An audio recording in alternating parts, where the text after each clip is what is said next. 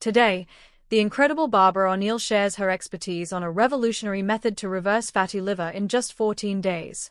Fatty liver is a growing health concern affecting millions worldwide, but the good news is that it's completely reversible with the right steps. In this session, Barbara will walk us through simple, natural remedies, dietary adjustments, and lifestyle changes that can detoxify your liver, restore its function, and help you regain your health quickly and effectively. Stay tuned for these life-changing insights that could transform your well-being. This morning we're going to be looking at your liver, and your liver is the organ that is orchestrating the detox. The liver is often called the project manager because everything that goes into the body goes first to the liver, and everything that comes out of the body comes out under the jurisdiction of the liver. So what we're going to first of all do, have a look at what goes into the body and what the liver does with it. So we're going to have a look at foods, and never in the history of mankind have human beings eaten so many carbohydrates. I think you'll agree with me. We've become high carbohydrates consumers. You just go into any supermarket and there's usually a whole aisle devoted to bread, a whole aisle devoted to cereal, and almost a whole aisle devoted to pasta. There's certainly a large section devoted to cakes. Now I'm just going to say cakes, etc., because this takes into consideration croissants, muffins, cookies, biscuits. We call what you call cookies, we call those biscuits. Also another high carbohydrate is pizza, rice. Rice is another carbohydrate. Potatoes and products made with potatoes abound. There's your French fries, your chips, you call them potato crisps or chips. And then last and certainly least in nutritive value is the pure crystallized acid extracted from the sugarcane plant. Would you agree with me? But if you live on the farm, this is not fast food. All this has to be made. What's the fast food down on the farm? Fruits and vegetables.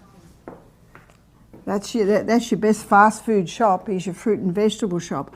All of these foods in the gastrointestinal tract break down to a singular structure called glucose.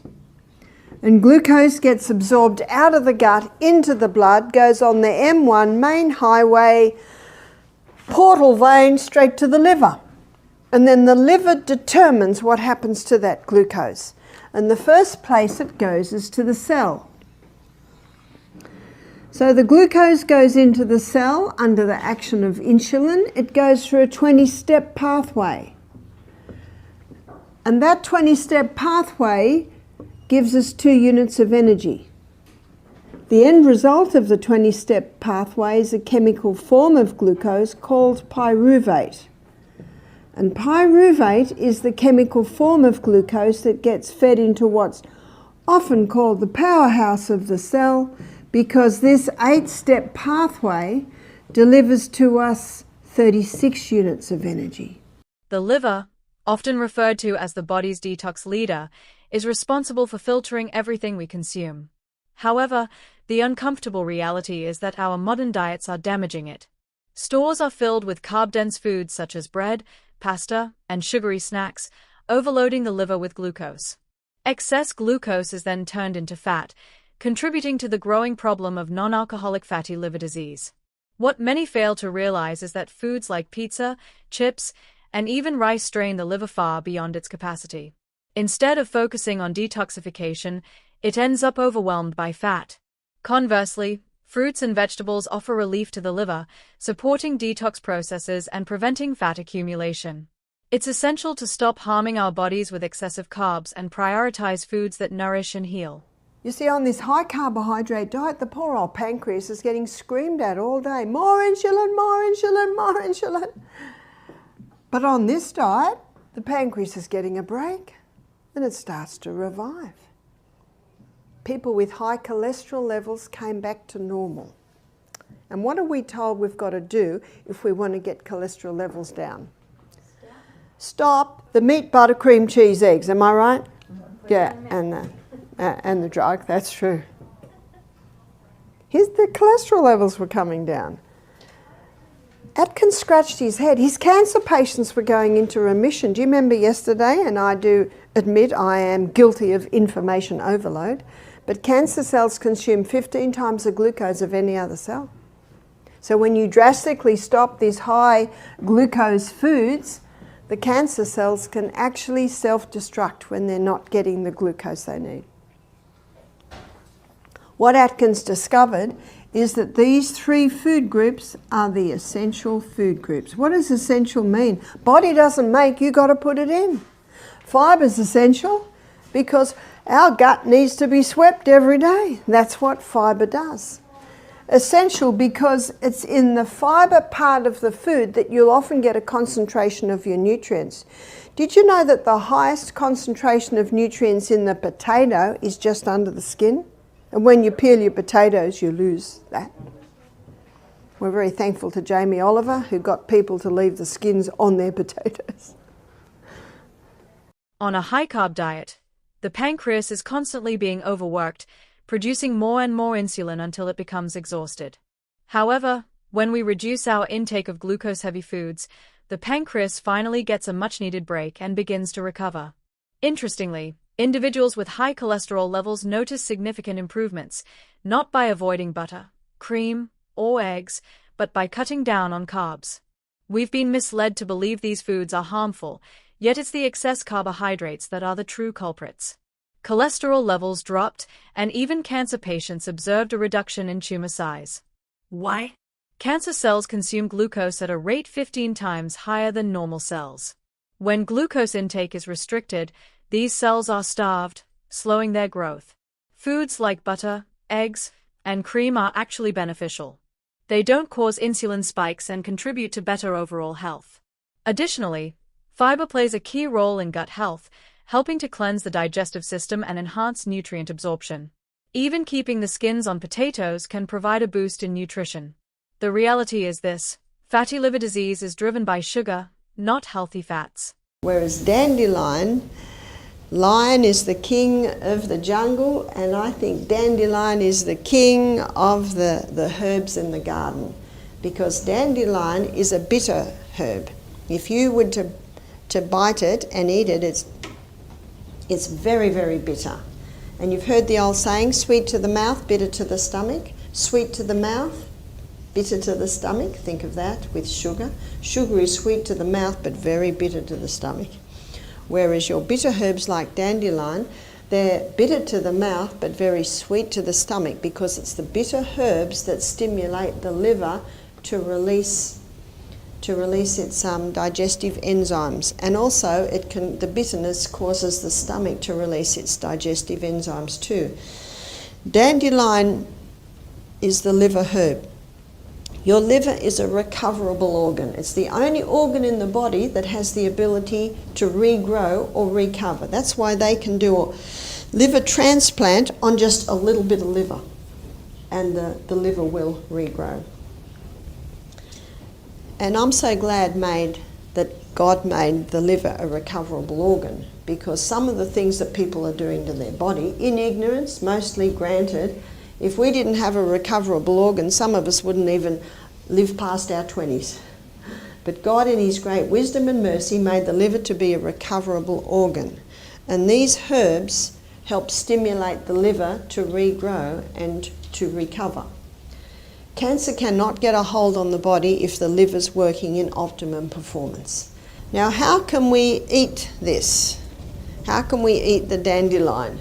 Well, there's a recipe in Europe. A friend of mine went through Europe travelling for a while, and she stayed at some of her relatives because she is German descent.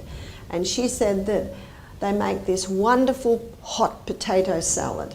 They cook the potatoes, and then they chop them up hot into hunks, and then they chop up heaps of dandelion, and then they put lots of olive oil, crushed garlic and salt. Just imagine that. Doesn't that sound yum? Now those smooth, blandish potatoes, covered with the delicious olive oil that makes anything taste nice. And that also calms down the garlic, and it also calms down the bitterness of the dandelion. So every mouthful you eat is mostly potato with that lovely oil on it, and salt, and a little garlic, and a little bit of dandelion. It's actually delicious. It sort of balances out to a delicious hot potato salad.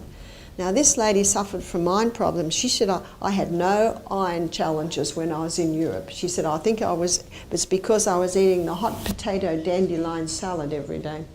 Now, what you can also do, you can buy the dandelion root that's been roasted. So that's like a dandelion coffee. And you can buy a delicious drink in the health food shop, and we sell it at Misty, called chai dandelion. A lot of people will drink chai tea, but the tea, of course, has the tannin and the caffeines in it. But chai dandelion is a delicious drink.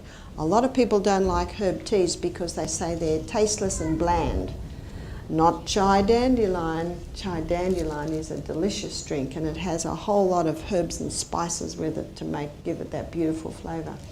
So you can have the fresh dandelion scattered through your salads, or you can make your hot potato salad with lots of dandelion in it, the leaves, or you can buy the dandelion root roasted and have that as a hot drink. Let me share with you why dandelion is truly the champion of herbs, especially for supporting your liver.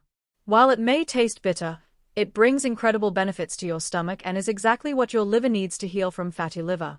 We've been misled into believing that sugary foods are beneficial, but they are quietly wreaking havoc on your liver. In contrast, dandelion activates the liver to produce vital digestive enzymes, aiding detoxification and renewal. So, how can you incorporate it into your routine? Add fresh dandelion leaves to your salads, balancing their bitterness with other greens. Alternatively, for a potent remedy, brew roasted dandelion root into tea. This incredible cleanser boosts bile production, enabling the liver to process fats effectively and eliminate toxins. That the first alkaline food I'm putting up here is the humble lemon, and you might say, no, the lemon's acid. It is. And it's acid where it should be. There's only one part in the body that should be acid. You know where that is? Stomach. It must be acid. If someone says, I've got a very acid stomach, I say, praise God. Because if you don't have an acid stomach, you can't break your proteins down. How do you know it's acid? Well, it's sore. Well, you shouldn't feel it. I can't feel it. It means you haven't got a thick mucosa lining on the stomach. We're going to look at water tomorrow, and that's made up of water. Maybe it's because you're dehydrated. Remember, you've got to investigate. No, the lemon is acid where it should be. That's why you'll find that most of our salad dressings have lemon in them.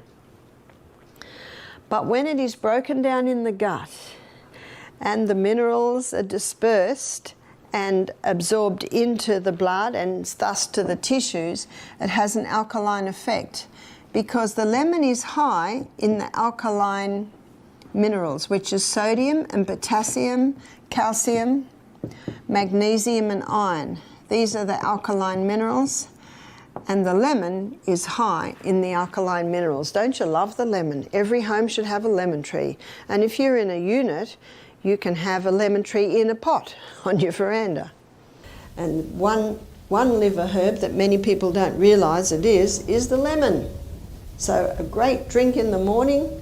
Remember, you wake up, have your water, have another bit of water, and then when you come near the kitchen, have the kettle boiled and put juice of a lemon in some water with a little bit of boiling water on top, and have a warm lemon drink. Fantastic liver tonic early in the morning.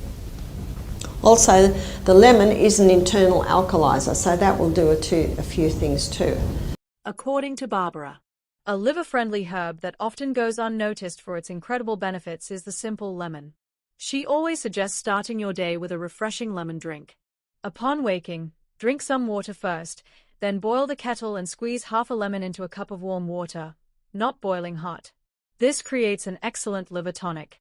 Lemons are not just acidic, they act as powerful internal alkalizers. They help regulate the body's pH levels, which is essential for maintaining liver health. Have a look at ginger. Ginger can be used internally and ginger can be used externally. Internally, it's an anti-inflammatory, but it's probably mostly known for its anti-nausea effect. If you buy car sickness or seasickness tablets, it's compressed ginger. Now the easiest way I think to have this is to grate it. So you grate it on that little grater and you'll grate about a teaspoon and you put it in a little teapot and pour boiling water on it and let it sit probably 10 minutes. Now that might be too strong for you, but I love it. I love it like that. If it's too strong, you just water it down a little bit. If someone's very cold, maybe they've been caught out in the cold or something and it's very hard to warm them up, give them a cup of hot ginger tea and it will warm them up very nicely. So it can be used for nausea, it can be used to warm a person if they're chilled or cold. And you saw too, it is one of the recipes in the flu bomb. I was at a function, it was a health seminar, and in the break everyone went and had their herb teas and there was a girl with a tiny little grater grating ginger. And I said, ginger. She said, I'm an entertainer, I'm a singer. She said, I was in Greece last year and I lost my voice. And a little Greek lady made me a hot ginger tea. She said, I sung that night. So she said, I travel with my little grater everywhere I go. So very nice on a sore throat or hoarse throat.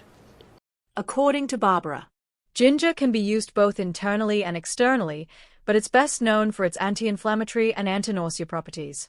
If you've ever had car sickness or seasickness, those tablets you take are essentially compressed ginger. I love to grate about a teaspoon of fresh ginger, put it in a teapot, and pour boiling water over it.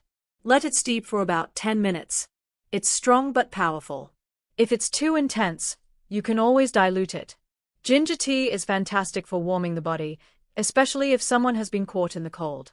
But here's where it gets interesting. Ginger's anti-inflammatory power also helps the liver, particularly in cases of fatty liver. When you drink ginger tea regularly, it stimulates bile flow, which helps break down fats in the liver, reducing fat buildup. Plus, it fights the inflammation that comes with fatty liver. A simple cup of ginger tea can do wonders for liver health and overall detoxification. They're different. We're all a combination of birth, genetics, experiences, and that's why I believe everyone should be their own doctor. There is another herb that you can take on the inside to get inflammation down, and that's turmeric. Turmeric's a very powerful herb internally to get the inflammation down. How often or how much? So a teaspoon 3 times a day. Sure. If it's the fresh turmeric, you would triple that dose. If it's dried, then you bring it back. According to Barbara, this herb is incredibly effective at reducing internal inflammation and is essential for anyone managing chronic conditions like fatty liver. I suggest taking a teaspoon of turmeric 3 times daily. If using fresh turmeric, you'll need to triple the amount compared to the dried form. Turmeric does more than just combat inflammation. It promotes heart health, enhances digestion, and guards against oxidative damage. Here's an important point. Fatty liver thrives in inflamed conditions, and turmeric, particularly its active compound curcumin, helps tackle this. Curcumin targets inflammation at the cellular level, which is vital since persistent inflammation contributes to liver damage and even cancer. Preparing turmeric tea is straightforward. Boil water, mix in a teaspoon of turmeric along with a pinch of black pepper to improve absorption, and let it steep. This tea not only helps combat fatty liver but also enhances overall health by detoxifying and supporting liver function. These simple, natural remedies can repair fatty liver within 2 weeks when followed consistently. Remember, your liver can regenerate, but it needs your support. If you found this advice useful, be sure to like, share, comment, and subscribe for more health insights. Until next time.